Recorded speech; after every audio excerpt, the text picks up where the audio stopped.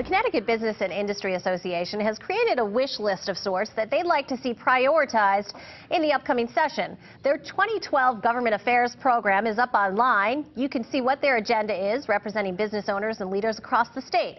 CBIA's President and CEO, John Rathgeber, is here to tell us more about it. John, thanks for being here. Thanks for inviting me. First of all, I imagine that you found that discussion to be interesting, the prior two segments. I'm wondering, what do you think of the minimum wage proposal? Well, I think the biggest problem facing the Connecticut, actually the two biggest problems, and they're closely related, are the fact that we have not had job growth in the state of Connecticut in 20 years. And therefore, we have the highest unemployment rate, or we have a very high unemployment rate, about 8.4%. So there are a lot of people in Connecticut who desperately want employment opportunities.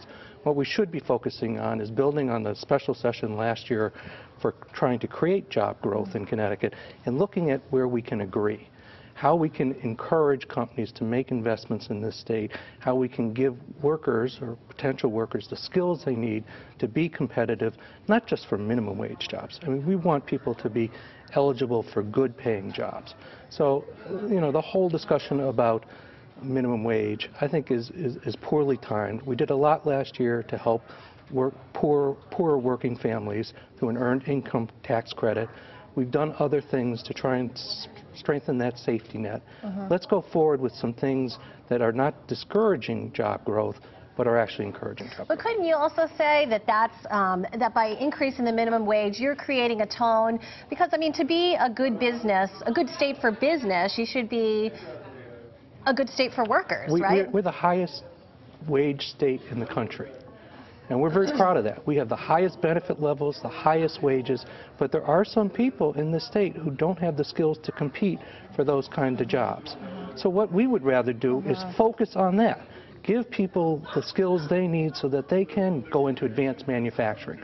They can go into some of the financial services companies, so they can have much better than minimum wages. But there are, you know, people who are in and out of the workforce, who are in temporary employment. And when you increase the cost of labor, you reduce the number of job slots. It's just as simple as that. So what are some of the ideas for building that workforce that will be competitive and skilled? I think one of the big and most important things that is on the table this year is looking at education reform. The state of Connecticut has the largest achievement gap between the top performing students versus the lowest performing students. Unfortunately, most of the lowest performing students come from poor families. So they are performing at a level which their peers in Alabama or Louisiana might be. So we've got to do something about that. We also have to increase the performance levels of all students across the state. I think the governor is absolutely right. I'm very pleased that the Republican and Democratic leadership agrees that this is a year for education reform. I think we can make amazing progress in that area. But we have lots of people who say that that's what needs to be done, but what exactly, like, what's the number one thing that we need to do? I'll give you three things. Okay. One is we have to have the best talent in the classroom, in the school building, and in the district office. So we have to really be serious about bringing the best talent into the state of Connecticut. Second thing that we need to do is we can't continue to excuse districts or schools which continually fail to improve their student performance. We have to have a strategy to deal with that. And third, we have to be transparent about how we're spending our money, so people can judge whether or not a great deal of money that's being spent on public education is being spent wisely. The city of Hartford has a great example where they started to increase student performance by doing those very things that I've just talked about. And a big part of it was being able to show moving money from the central office into the classroom. And that has been a model, and New Haven's looking at these, so there are things that can be done. We know what needs to be done. We just need the political courage to do it. Are those things that obviously might improve things for the future, but for today's workers? Today's workers, what we need to do is align some of our training programs to the jobs that are out there in the marketplace.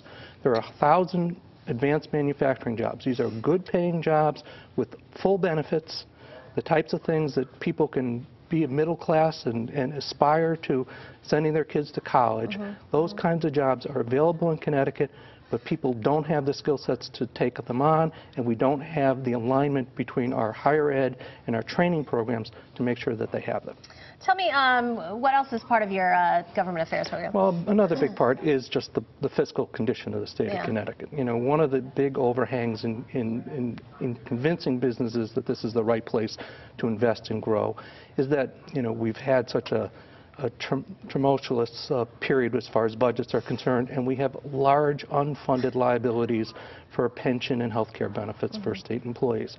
We need to continue to address them. We need to keep the promises made last year that we are going to lean government, we're going to become more efficient, we're going to become quicker to the marketplace, and we're going to live within the means of the people of the state of Connecticut. The governor's recent actions to say that he's going to fund the pension more aggressively now so that we have smaller payments in the future. I mean, so that's something that you'd support? I think that's part of the equation, and it's something that definitely has been, the fact that we didn't do it in the past has helped contribute to the problems that we have. But we've got to go beyond that. Over a period of time, we've got to find less expensive plans, because the kinds of plans that we have and how we allow pensions to be spiked for increased payments over periods of time, because these are defined benefit plans. We've got to change that, because it's not sustainable. We can't, you know, we'll end up spending all our money on the cost of government as opposed to the services of government. I wanted to ask you, we have less than a minute, but something came out recently about the number of houses sold is at an all-time low. How does that help or hurt? I think it's directly related to what we started with, which is lack of job growth, the high unemployment rates, the concern about the future. We've got to change that around. We've got to make this, we've got to create a competitive edge for Connecticut. So this is the place where people want to work, where businesses want to invest, and where people want to live. All right. Well, you have a lot to do this session, and we'll be watching. Great. Thanks a lot, John, for being here. Don't forget, if you missed something on The Real Story, you can now watch it online by going to ctnow.com. You can also catch us on YouTube. Thanks for watching this week's edition of The Real Story. We'll see you here again next week.